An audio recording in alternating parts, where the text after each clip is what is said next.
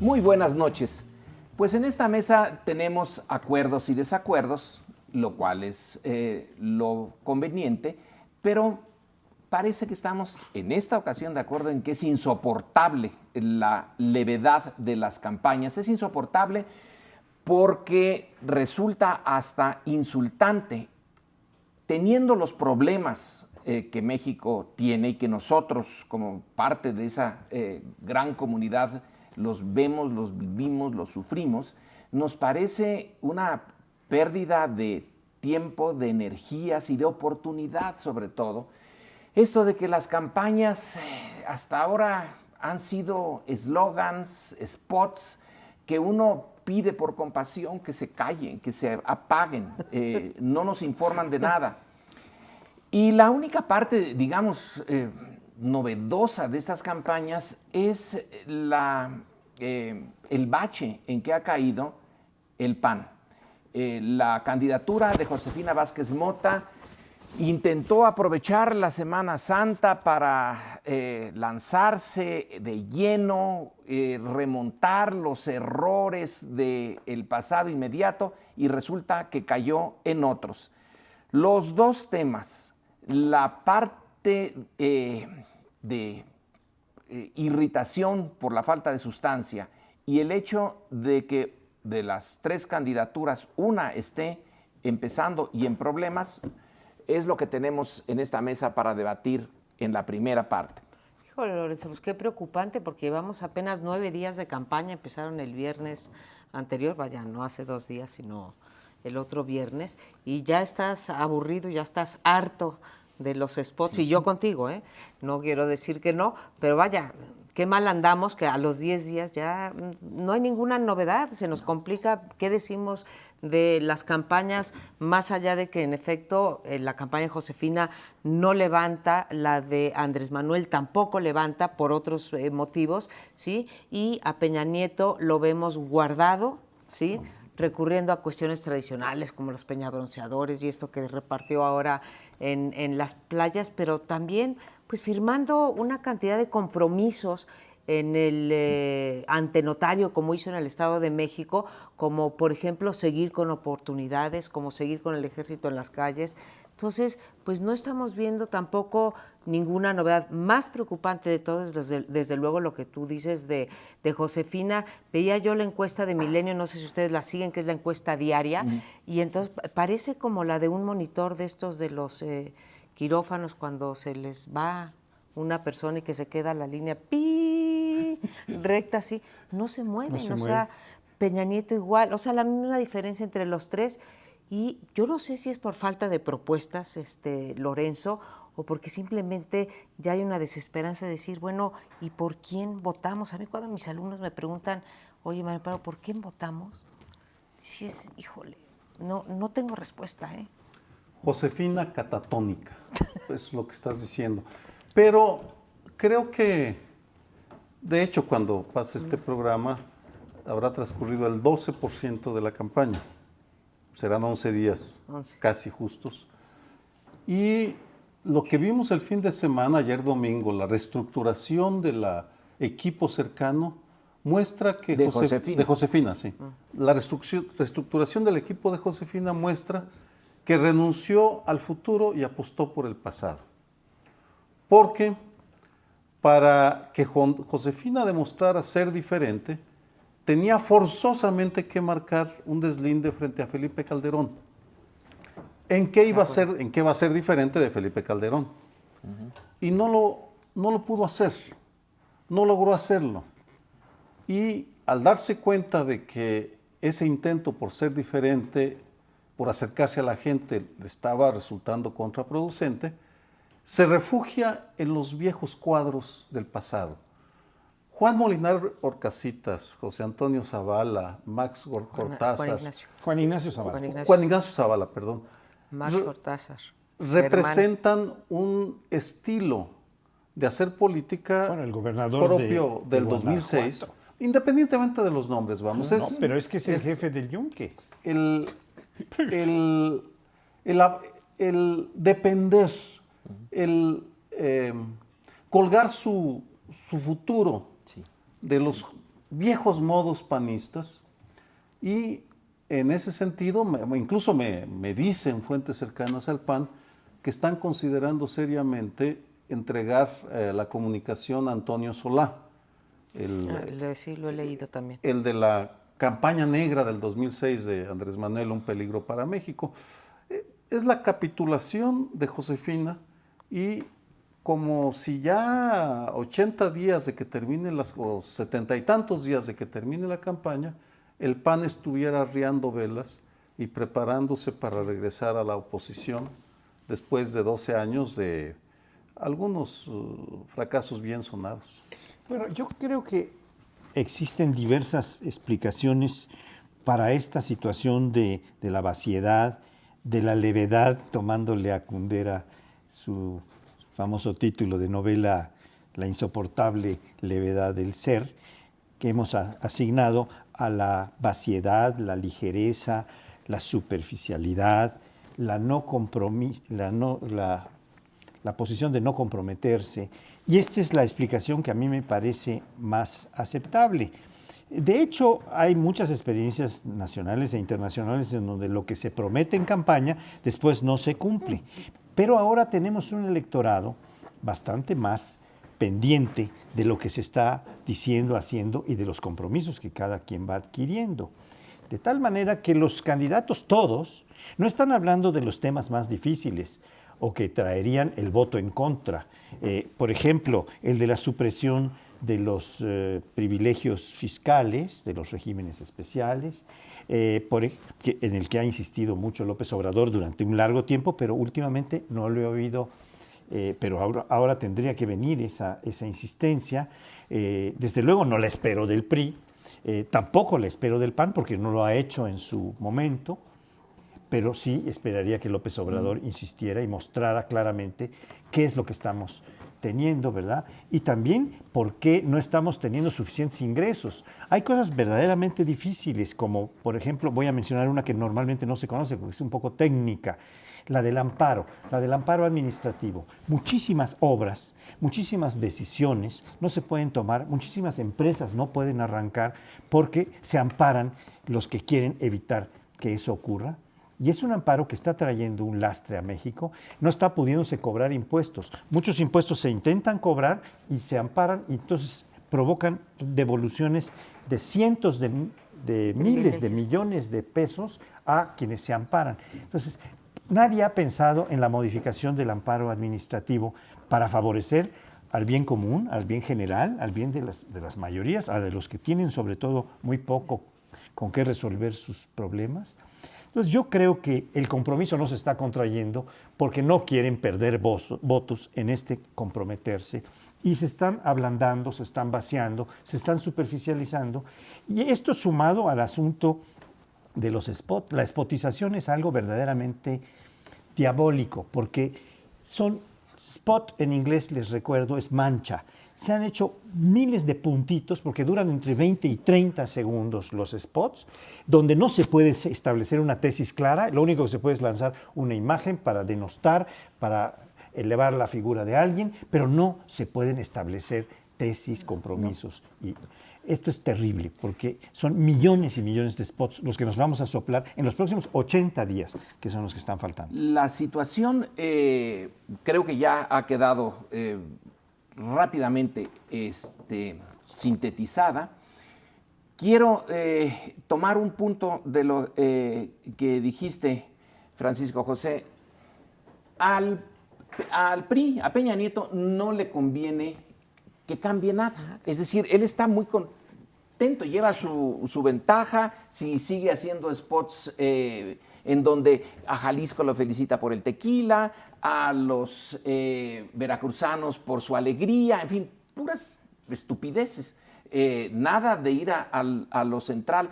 Entonces, le queda a la izquierda, es la que debería de estar en este momento poniendo, tiene la posibilidad, si está tan alejada ya en las encuestas, de ser la que meta la puya para que esto reviva. El PAN, bueno, pues se quedó como, ¿cómo le dijiste tú a Josefina? Catatónica. Catatónica, amorcillado, dirían los de los toros. Es la izquierda la que le corresponde. Espero que esté a la altura del reto. Pero eso que tú dices de la izquierda que le corresponde, y también estoy de acuerdo con eso, le correspondería igual al PAN tratar de romper, ¿sí? Está más cerca finalmente Josefina Vázquez Mota de Andrés Manuel López Obrador que de Enrique Peña Nieto. Entonces estarían en la misma situación el PRD y el PAN de tratar de hacer algo novedoso, de comprometerse, como diría Paoli, o de romper con esa continuidad. Creo que en eso Sergio Aguayo lo ha dicho muy bien, ¿no? O sea, se claudicó frente al pasado. Ahora, no solamente por ese equipo de campaña, ¿dónde están los operadores? Cuando tú dices que la ves pasmada o catatónica, es no solamente ese equipo del cuarto de guerra, es dónde están los operadores políticos en los estados, que es donde se va a ganar la elección y donde yo creo que Enrique Peña Nieto ha tenido grandísimos aciertos. Tiene no solamente un partido unido, que el PAN no lo tiene, ¿sí?, sino que tiene bien determinados no solo su cuarto de guerra, sino sus operadores en cada uno de los estados. Pero aquí hay creo que la explicación, bueno, habría muchas explicaciones, adelanto un par muy brevemente. Salvo Peña Nieto, ni el PAN ni el PRD parecieran haberse preparado para una campaña de 90 días, porque no estaban listos. Segundo, Pues los ejes de sus discursivos de ambos, uno, el de Josefina, pues se quedó en la nada porque no puede deslindarse de Felipe. Decidió no deslindarse. Pudo haberlo hecho, pero decidió no hacerlo, ¿no? Nos mentamos. Y en el caso de la izquierda, Andrés Manuel López Obrador optó por cultivar a los independientes y a los diversos ideológicamente de la izquierda y se quedó entrampado en la telaraña de un concepto tan gelatinoso como la República Morosa. Yo creo que vale la pena agregar algún detalle de cómo se está reforzando o reestructurando el equipo de Josefina Vázquez Mota, porque no es trivial el nombre de Juan Manuel Oliva, exgobernador que pidió licencia en Guanajuato para venirse a la campaña. Este personaje ha sido señalado como el jefe del Yunque, en toda la región del Bajío, desde luego, pero probablemente a nivel nacional. Entonces estamos poniendo, y otro personaje que no es del Yunque, pero que está marcado en una línea liberal, pero más conservadora que liberal, aunque él personalmente se identifica como liberal, es Martínez. Martínez es ¿sí? Emilio Martínez. No, Germán Martínez. Germán Martínez, Martínez, el Germán. anterior presidente del PAN, que fue el padre de la Guerra Sucia en 2009, donde le fue en feria. Pero estos refuerzos están diciendo que van a ir por donde ellos están marcando las cosas. Y no hay ningún liberal más auténtico, etcétera, como creo que sí lo es Roberto Gil, que se sostuvo, pero está reforzándose hacia atrás, como lo planteabas, hacia lo conservador, hacia el pasado, y creo que eso pues va a tener su costo. Y en esto de los conservadores, ya nos queda muy poco tiempo, vamos a cerrarle a esto. En esto de los conservadores, ahora que el tema que propusiste, que vamos a tratar inmediatamente después, resulta que el PAN como conservador ya no le reditúa, porque tiene a uno más conservador a su lado y que va ganando, que es el PRI. Entonces, esa avenida que por un tiempo fue transitada básicamente por el PAN, ya no lo es. Pero en fin, el tiempo se nos acaba, vamos a un corte y en cierta medida vamos a retomar este tema en el siguiente. Pues sí, porque ya está marcadito, ¿no? Bueno, pues como lo anunciaba ya Lorenzo Meyer al cierre del bloque anterior, pues muchos creíamos que el campo de lo conservador, si pensamos en un eje liberal conservador, estaba del lado del PAN y después el PRI en una posición intermedia y el PRD, pues el menos conservador. Y hoy leímos todos aquí en esta mesa, y la compartimos con ustedes, leímos una encuesta de Ulises Beltrán, es una encuesta en vivienda, no está deformada por esta idea de que nada más los que tienen teléfono, en donde encontramos sorpresas, te da la vida, que el PRI es el partido más conservador y que tanto en cuestiones, sobre todo en cuestiones que él llama morales, esto es, aquellas cosas que pertenecen al ámbito privado y que nosotros debemos, los individuos, debemos de ser libres para decidir. ¿A qué cosas me refiero? Me refiero, por ejemplo, a la eutanasia, que es una de las que midió, a los matrimonios, si deben de ser los matrimonios tradicionales, papá y mamá con los hijos, a la interrupción del embarazo y a un cuarto que era, en fin, se me va la cuarta. Pero en términos generales... ¿Era lo de la adopción? La adopción por parte de matrimonios, gracias Lorenzo, por parte de matrimonios gay. En todas estas 4 preguntas, a partir de ellas construye un índice y resulta que el partido más conservador de todos es el Partido Revolucionario Institucional. Y esto tiene que ver con el bloque anterior, Paoli, porque decías tú, por ejemplo, el yunque, ¿no? Cómo está representado por Oliva ahí, aunque, como bien dijiste, es un 15% más o menos del partido, pero para muchos fue una sorpresa. Si nos vamos al eje económico, también hay cosas interesantes que discutir. Por ejemplo, hay una gran homogeneidad. Los 3 partidos piensan que hay que mantener sanas las finanzas públicas, un equilibrio fiscal, y después se van diferenciando con respecto a los impuestos a los ricos. El PRD, desde luego, está más a favor de eso, y el PRI y el PAN están más cerca. Pero es sorprendente que en términos generales, en los índices que saca Ulises Beltrán, es mucho más conservador el PRI que el PAN. Estas encuestas No, por favor, Sergio. nos permiten trascender afortunadamente el 2 de julio Ay, sí. y meternos Mira, sí, es cierto. en un análisis estructural de lo que va a ser el 2 de diciembre, que me parece que debemos empezarlo a discutir ya. En ese sentido, se constata algo que ya sabíamos por otras encuestas. La sociedad mexicana es conservadora, con sus asegúnes, y es aquí donde subrayo o inserto mis comentarios. En los próximos años anticipo una batalla ideológica que variará dependiendo de las regiones y de las ciudades, porque en la medida que el país se urbaniza, veremos cómo en los núcleos urbanos habrá un debate intenso en torno a valores o a decisiones como la que tú mencionas. Y ahí se presenta la Ciudad de México como la fortaleza del pensamiento más de avanzada, más liberal, más progresista, rodeada por un océano de conservadurismo. En Estado de México, por ejemplo, es profundamente conservador, lo dicen las encuestas, la ENBUS, la encuesta de valores que sacó el Banamex, y que sería un complemento indispensable a la que tú mencionas de Ulises Beltrán. Es decir, pasada la efervescencia y la calentura electoral, veremos cómo se reacomodan los ejércitos, en este caso de las ideas, para iniciar una batalla en torno a la preservación de los avances que hemos tenido en libertad de expresión, en garantías a derechos básicos, y en donde los capitalinos tendremos como reto, entre los muchísimos retos, preservar los enormes avances, obligando a nuestros gobernantes a rendir cuentas de manera más eficaz, y observaremos cómo en diferentes ciudades del país y estados se libran batallas similares, aunque en otro contexto.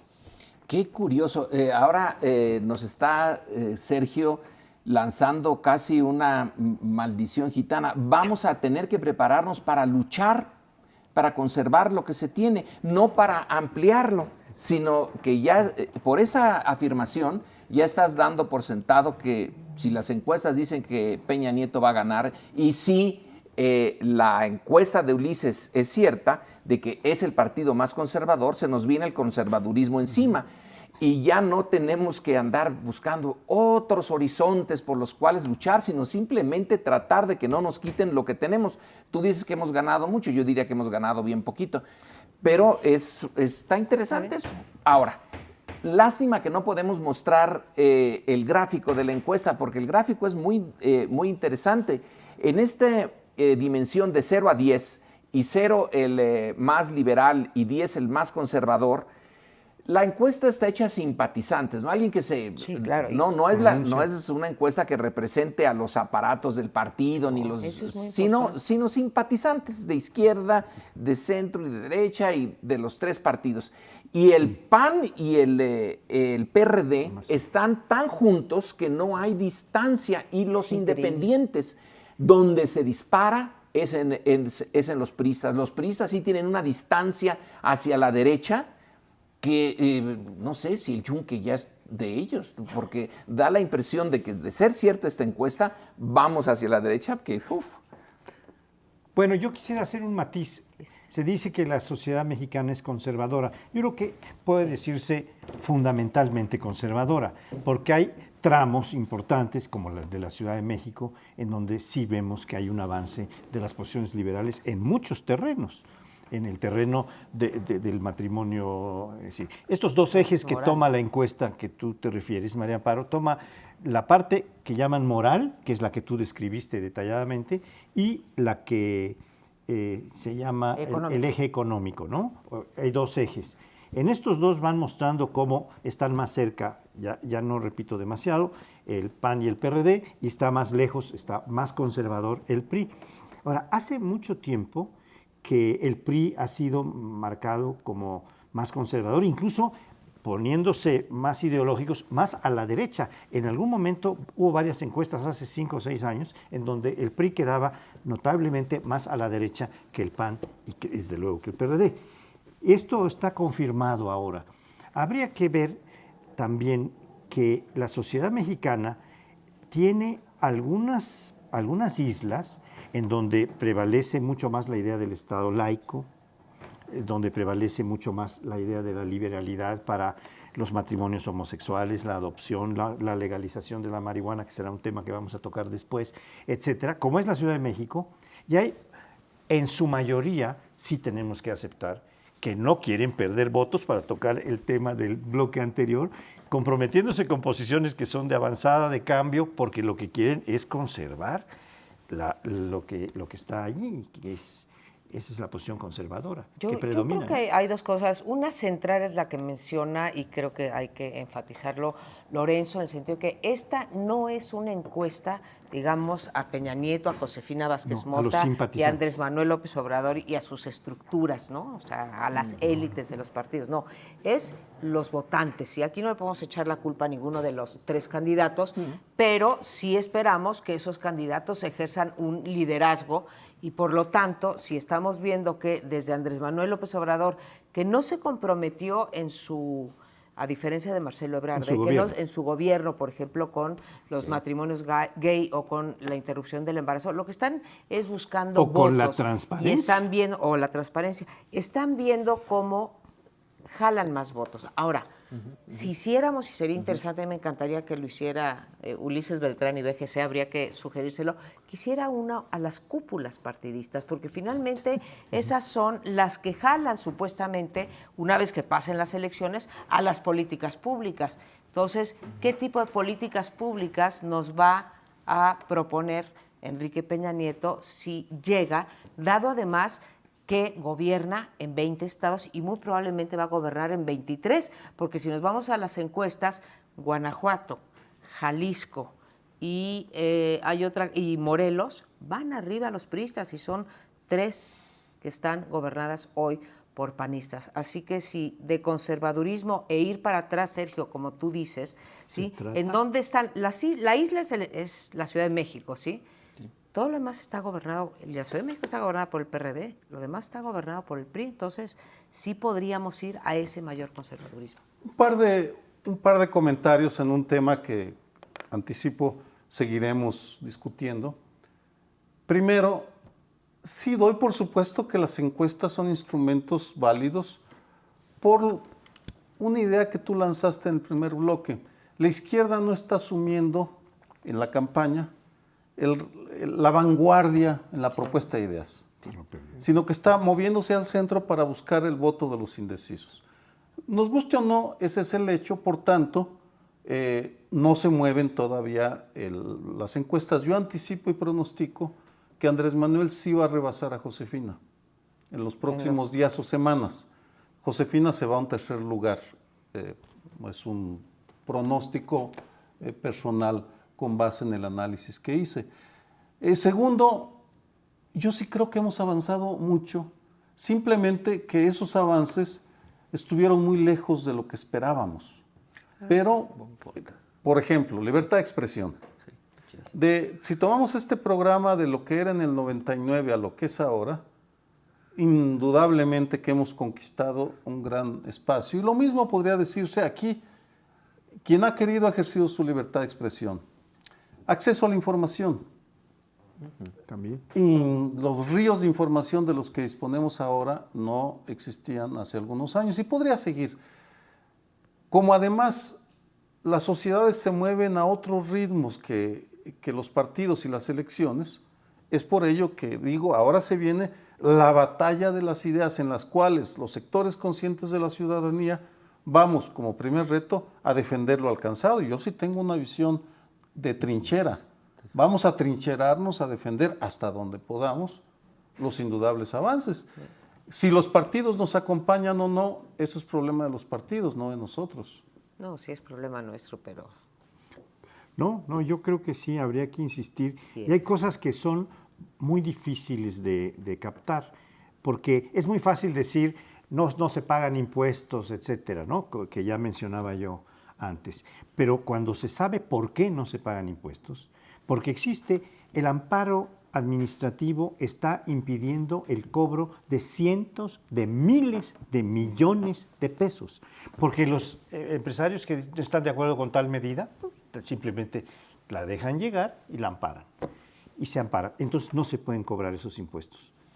O sea que estamos... ¿Quién propone? Sí, estamos en un atolladero y las campañas No nos están ayudando a salir, pero No. Lorenzo, nos tenemos que ir a un corte. Regresamos a un tercer bloque, quédese con nosotros. Pero,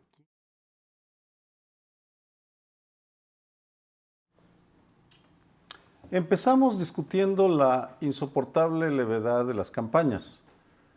La espotización, que nos lanzan, nos van aventando como si fuera vaya, a la perrada, nos avientan sus frases huecas, ¿no? Ahí les van para que se entretengan. Y no contamos con un verdadero debate de ideas, lo cual es correcto. Lo lamentable es que en el formato legal que tenemos, e incluso en nuestra cultura cívica, porque son dos niveles, tampoco se crean las condiciones para debates auténticos.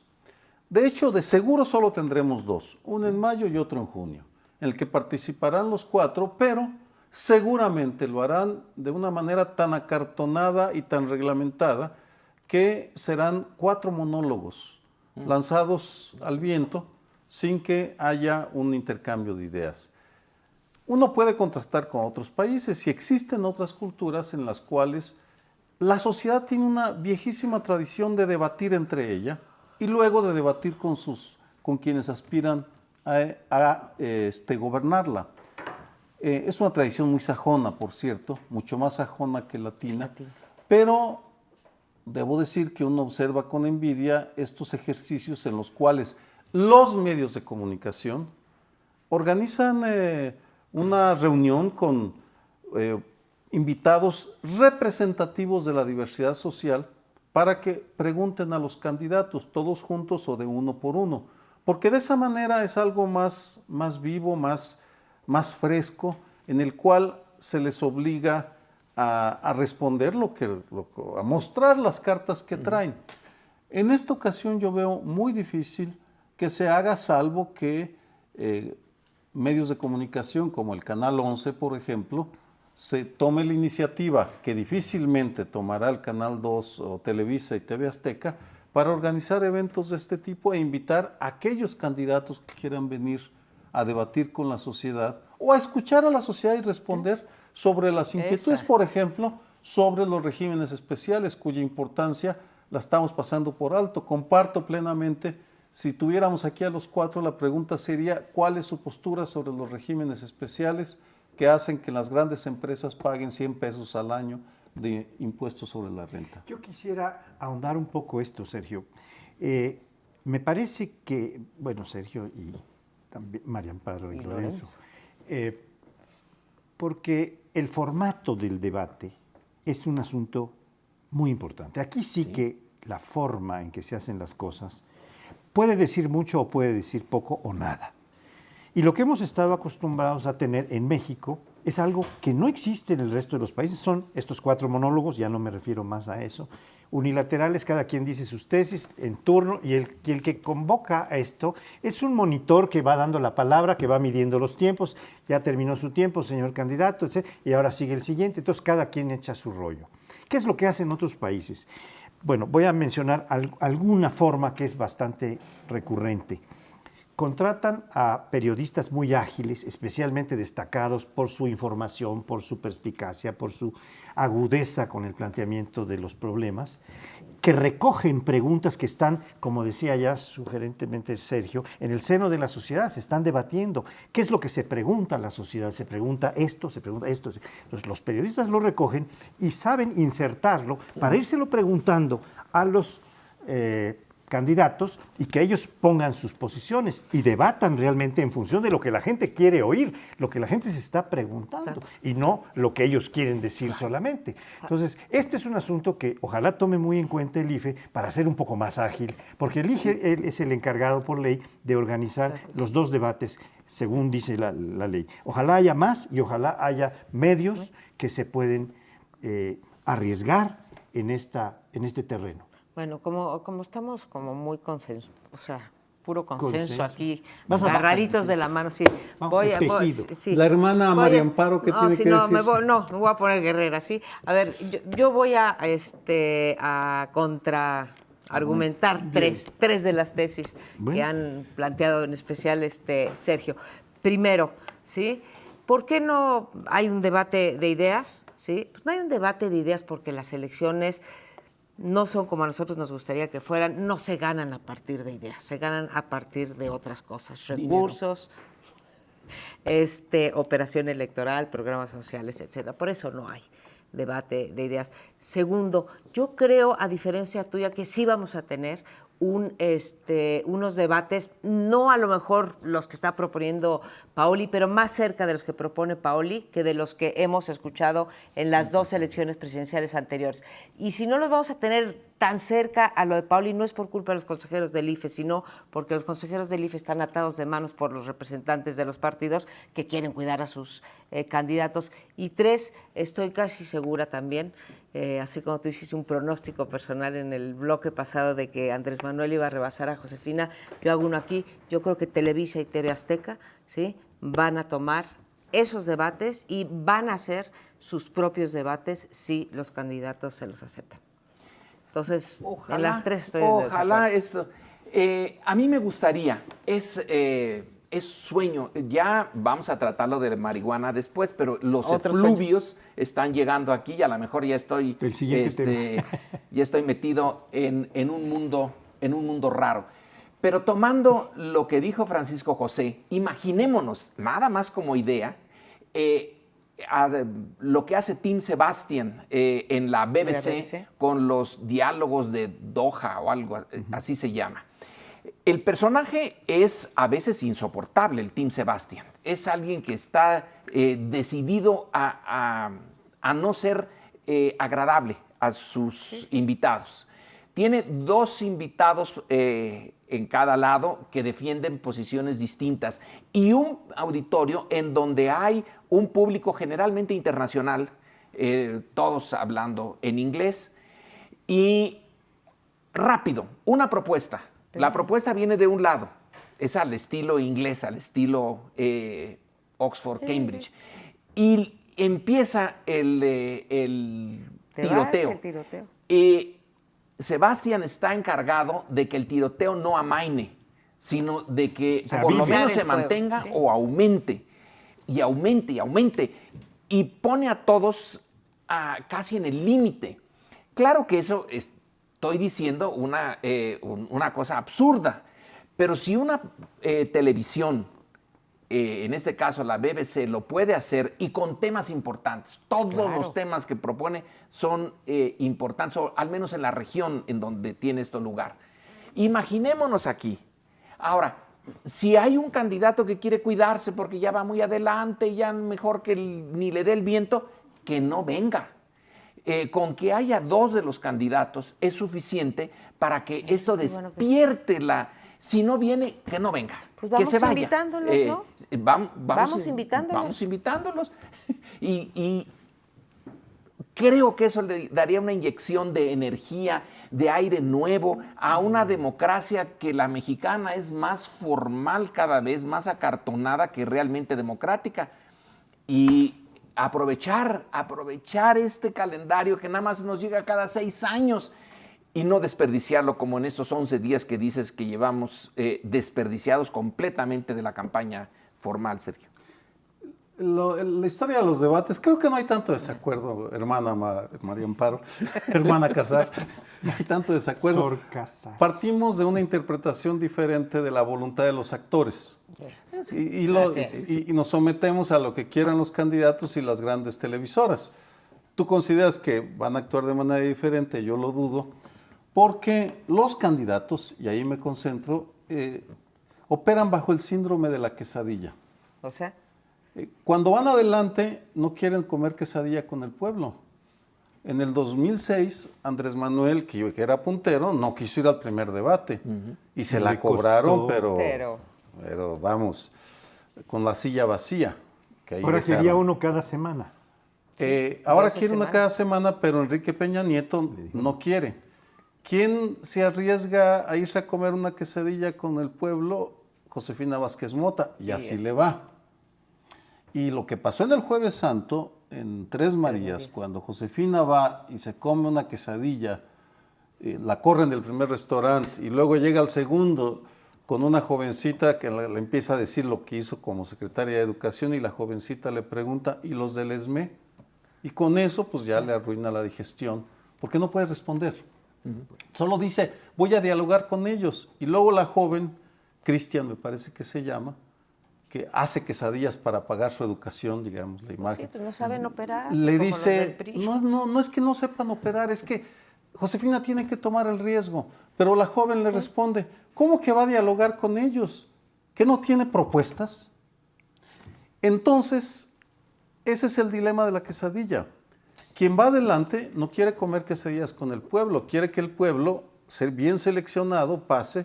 Es como a los que se les lava los pies y le besan los pies los sacerdotes en la ceremonia del Jueves Santo. Pues están muy bien elegidos y les tallan hasta que Bueno, pero lo de que tengo operación es cierto. En Veracruz, por ejemplo, también en Semana Santa estuvo Peña Nieto en, ¿cómo se llama? En los portales, ¿sí?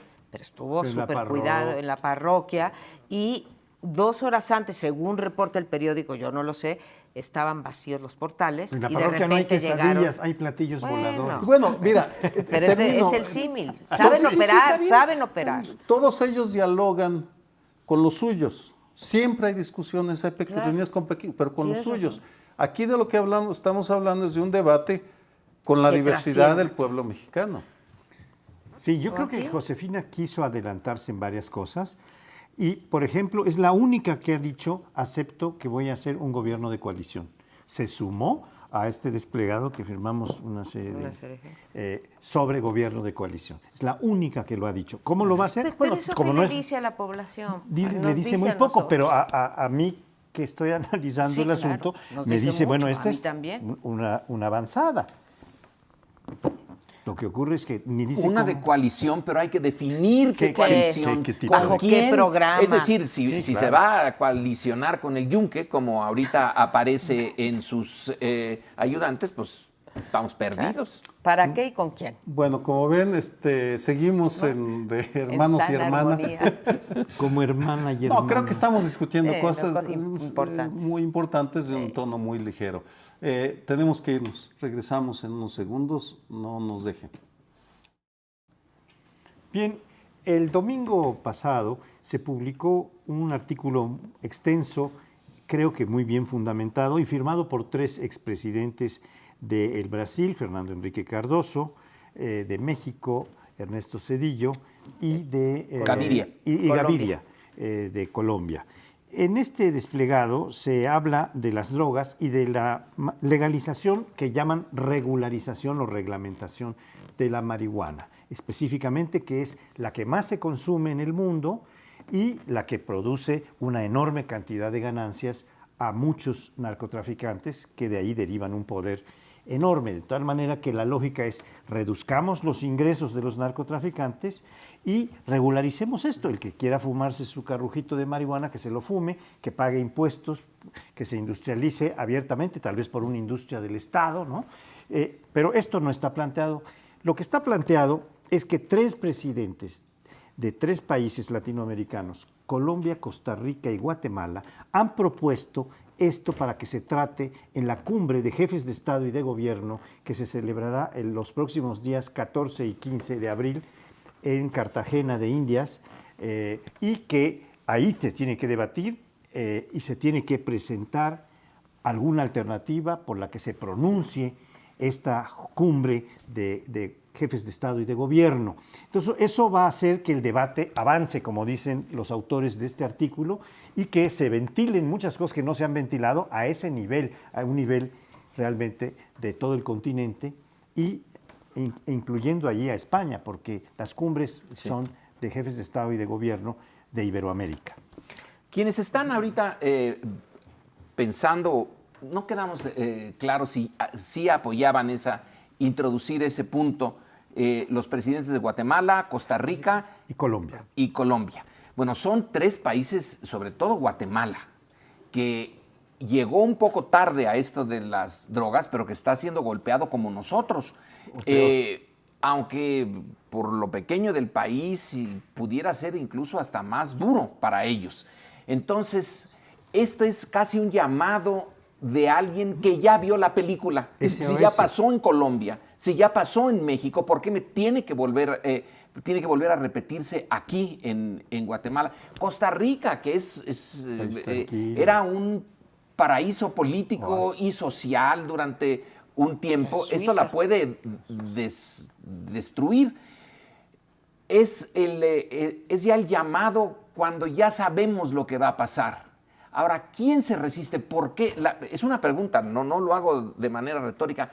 ¿Por qué hay la resistencia a este cambio de política? ¿Alguien puede articular una respuesta? ¿Cuáles son los intereses? Es decir, son los narcotraficantes, porque son los únicos que están ganando ahorita en serio. Entre más se mantenga la prohibición, para ellos mejor. Y si se mantiene por los siglos de los siglos, perfecto. Adelanto una explicación tomada de la época en la que estudiaba la política exterior de Estados Unidos. Mucho tiene que ver con la creencia de que son excepcionales. Los Los norteamericanos. norteamericanos, vamos, que es una idea de las más arraigadas en su cultura. Y si ellos consideran que consumir drogas es señal de inferioridad, de enfermedad social, De degeneración. de degeneración, por tanto, el legalizar las drogas es aceptar que no son excepcionales, sino que son simples mortales. Y en consecuencia, la mayor resistencia en Estados Unidos viene de los sectores más conservadores. Pero, ya regresando al tema, el papel que están jugando Gaviria, Cardoso y Zedillo es extraordinario, porque ahí sí están adelantándose a su tiempo y están metiendo en la agenda de la discusión hemisférica y mundial un tema fundamental e importante que va a la raíz del problema. Es el equivalente, toda proporción guardada, a la argumentación de Fray Bartolomé de las Casas o Fray Francisco de Vitoria de que los indígenas, los seres nativos, eran seres humanos. Tenían alma. Tenían alma, vamos, ese era el centro de la discusión. O el debate que se da en Estados Unidos sobre la equidad entre las razas, la lucha en contra de la esclavitud y a favor de la igualdad, o la lucha por el de las sufragistas para obtener el voto de la mujer. Aquí ya nos metemos en el flujo y reflujo de las grandes ideas que mueven a las sociedades, y independientemente de en qué termine, ahí está el futuro. Veremos la legalización de las drogas en 10, 15, 20, 30 años. No, Yo no estoy, yo no estoy tan optimista menos. como La marihuana en particular. como ustedes o como tú, Paoli, con respecto a lo que plantean los tres expresidentes, no porque no concuerdo, comulgo con sus ideas y lo que están planteando estos tres países para la cumbre de los jefes de Estado. Sin embargo, pienso que el gran hegemón, ¿sí? Estados Unidos, no quiere todavía, no está listo todavía para meter esa agenda a la discusión, y no están tampoco los organismos internacionales. Si tú revisas lo que ha dicho la ONU al respecto, también te vas a encontrar que es una posición muy similar a la de los Estados ser muy Unidos. cuidadosos. Ahora, para cerrar con lo que los bloques anteriores, a mí sí me impresiona que de los 4 candidatos, el único que ha dicho vamos a discutir esto es Cuadri, pero bueno, sabemos que Cuadri en el mejor de los casos sacará 2% de la votación, en el mejor de los casos, y ninguno de los tres, hace rato tú decías, a ver quién se suelta el pelo, ¿sí? A ver quién es de vanguardia, quién se atreve a un planteamiento distinto. Ninguno de los tres ha sido capaz de decir siquiera vamos a discutirlo, cosa que es una posición bastante conservadora porque no te compromete a nada la simple discusión. Y ninguno de los tres que fueron con Martí hace 10 días, recién iniciadas las campañas, a los 2 días de las campañas, fueron con las 39 organizaciones de la sociedad civil, ¿sí? Y presidente SOS México, y ninguno de los tres siquiera mencionó el ejemplo. Eso sí, cerraron sus intervenciones, escucharemos a la sociedad. Yo no sé a qué sociedad escuchan, porque habemos muchos sectores de la sociedad que hemos dicho hay que discutir el tema y no está en ninguna de las campañas. ¿Por qué? Pues por los votantes. Hay una diferencia entre escuchar y atender. Pues María claro, estoy Escuchan, absoluta, pero claro, no atienden. Bueno, creo que ellos ni escuchan ni atienden. Pero bueno, no sé. Bueno, había aquí una pregunta que hacerse. Tú hablabas del hegemón. El hegemón formalmente no es parte de la cumbre de jefes de No, Estado no y de sé. Gobierno de Iberoamérica. Bueno, no tiene que Pero ser por supuesto parte. que tiene una influencia que ejerce en todos lados, en África, Asia y América Latina, o América Hispánica. Pero sí quedaría muy claro que si es por maniobras del hegemón que no se pone esto que ya aceptaron y que propusieron 3 presidentes y varios expresidentes, porque este artículo lo firman 3 expresidentes, pero se han venido sumando, entre ellos Vicente Fox se sumó a lo que proponen Zedillo, o sea, está creciendo el asunto. Sí, Es sí, algo está que vamos creciendo. a tener que vigilar, quieran o no los Estados Unidos porque son mencionados en este artículo los Estados Unidos. Se dice, ya por vía terapéutica se han ido aprobando en varios estados de los Estados Unidos la marihuana, etcétera. ¿Tú tienes otra? Sí, quería simplemente Dilo. contradecir a María Amparo para Hermano. pelearnos. Dice Hermano acá. Rabito. Tú hablas del hegemón, pero se te olvida que hay una declinación en el poder de Estados Unidos en el mundo y en América Latina. Es un resquicio, una coyuntura extraordinariamente propicia para que prosperen ideas alternativas. Ya no es el Estados Unidos de los años 50. Es cierto, aunque Ojalá. para nosotros Estados sí. Unidos sigue siendo el hegemón, quizá ya no para toda América Latina. Brasil puede darse el lujo ahora de ir a presentarle ciertos retos. Nosotros en México, Yo, tienes una tiempo. cosa, ¿se acuerdan ustedes al final de la administración de Fox? Fox manda una iniciativa para despenalizar el consumo de droga, no sé si eran 2 gramos o Un no sé, gramo, 1 gramo que podías portar, y después él mismo Se lo echa para veta su propia iniciativa que fue aprobada en el Congreso, y tú me dices que Estados Unidos No es no hegemón. pesa y no es hegemón sobre lo que planteemos nosotros. Las contradicciones de Vicente Fox son interminables. Te pongo un ejemplo.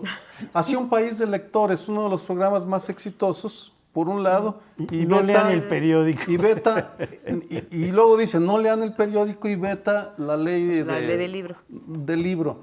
Vamos, Vicente Fox es con todo un ser frívolo, Pero espérame. irresponsable A ver, y es que no estoy totalmente hablando nada más de contradictorio. Vicente Fox, estoy hablando de toda una Cámara de Diputados y de toda una Cámara de Senadores. O sea, estoy hablando de 628 representantes de la nación, ¿sí?